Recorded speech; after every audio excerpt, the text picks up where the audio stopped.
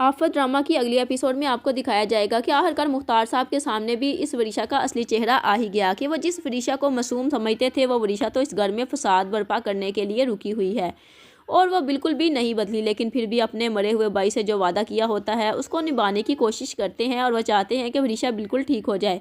लेकिन वरीशा तो आज मुख्तार साहब को ही बातें सुनाने वाली होती है, यहाँ तक कि अपनी माँ का और अपने बाप की मौत का जिम्मेदार ही मुख्तार साहब को ठहरा देती है, क्योंकि महक ने शुरू से ही वरीशा के दिल में ये बात डाल दी थी कि तुम्हारे बाप को इन लोगों ने ही मारा है। हालांकि वरीशा के सामने उस दिन यह हकीकत सारी खुलकर आ भी चुकी थी कि महक ही इसके बाप की कातिल है।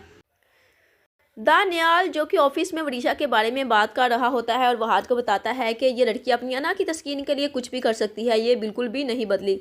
तो वरीशा को तो तन बदन में ये सुनते ही आग लग जाती है और वह आज के ऑफिस में दाखिल होते ही दानियाल का गिरेबान पकड़ लेती है। उससे कहती है कि हमारा ही नमक तुमने खाया और हमारे ही खिलाफ बातें कर रहे हो, तुम दुश्मनों के साथ मिल गए हो। तो अब वह आज को समझ में आ ही जाता है कि ये तो हमें अपना दुश्मन समझती है, ये हमारा भला कैसे सोच सकती है। गुस्से में आखिरकार वरीशा की असलियत सारी की सारी सामने आ जाती है, क्योंकि वरीशा इस वक्त बहुत ज़्यादा गुस्से में होती है और अपने दिल की सारी भड़ास बाहर निकाल देती है। क्योंकि ऑफिस के हाल में ही वरीशा वहाज का गिरेबान पकड़ लेती है। जब दानियाल से लड़कर आती है तो उसे कहती है तुम होते कौन हो यहाँ पर दानियाल को रखने वाले, निकालो इसको अभी के अभी यहाँ से। तो वहाज भी दो टोक फैसला सुना देता है और कहता है कि मैं इसको यहाँ से हरगिज़ नहीं निकालूंगा।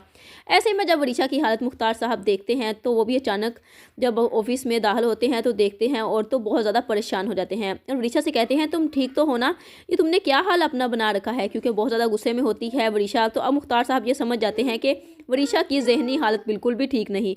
फिर भी वरीशा को समझाते हुए कहते हैं चलो मैं तुम्हें घर लेकर चलूँ, लेकिन वरीशा का गुस्से से बुरा हाल होता है और अपने बड़े अब्बू को कह देती है कि आप मेरी माँ के और मेरे बाप के कातिल हैं।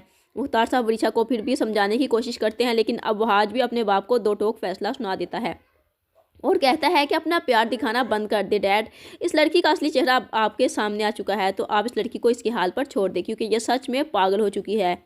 मुख्तार साहब क्योंकि वरीशा से बेहद मोहब्बत करते हैं और वो बिल्कुल भी वरीशा को इस हालत में अकेला नहीं छोड़ना चाहते।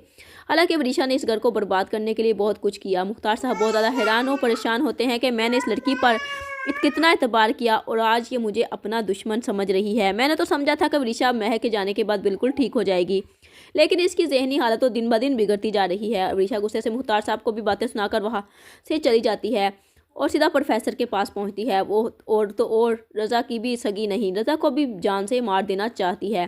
प्रोफेसर वरीशा को समझाते हुए कहता है कि अगर तुम इतने छोटे बच्चे को इतनी हैवी डोज दोगी तो इसकी जान भी जा सकती है। तो प्रोफेसर से कहती है तुम मेरे हमदर्द हो या इनके, मुझे उसे जान से ही मारना है। तो अब प्रोफेसर को भी काफ़ी ज़्यादा पैसे देती है वरीशा और उसे कहती है मेरा काम हो जाना चाहिए। तो प्रोफेसर कहता है मैं कोई ऐसा अमल करूँगा जिससे सब लोग तुम्हारे फेवर में हो जाएंगे। तो वरीशा जाते हुए प्रोफेसर को भी धमकी देकर जाएगी कि अगर ऐसा कुछ भी ना हुआ तो मैं तुम्हें भी नहीं छोड़ूंगी। और प्रोफेसर तो वरीशा को देखकर बुखला जाएगा कि ये ना हो कि ये लड़की मुझे ही कोई नुकसान पहुंचा दे, और हो सकता है कि ये प्रोफेसर खुद ही अब अपना ठिकाना बदले, क्योंकि उसे पता है कि अगर वरीशा का काम ना हुआ तो वो मुझे जान से मार डालेगी।